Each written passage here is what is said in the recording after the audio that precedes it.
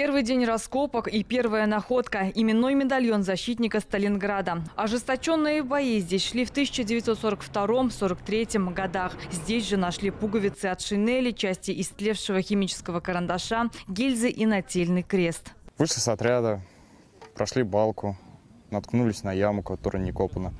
После чего решили там прозвонить миниками и после этого начать копать. Вскрывать медальон нужно в специальных полевых лабораториях. И вот момент истины, ради которого поисковики всей страны приезжают в Волгоградскую область.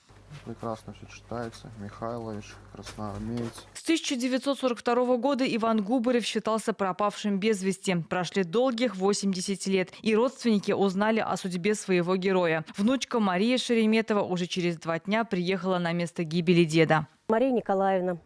Она 56-го года рождения, она нам очень много рассказала про своего дедушку.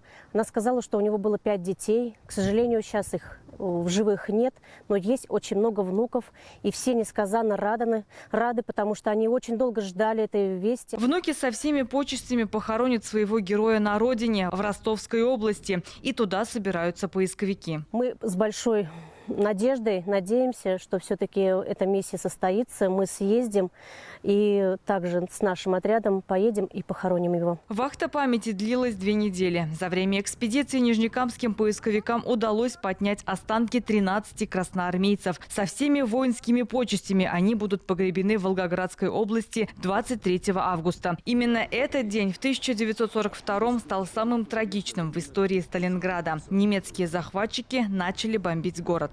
Гульнара Миниханова, Александр Комаров, Рафаэль Ракипов, ТНВ, Волгоградская область.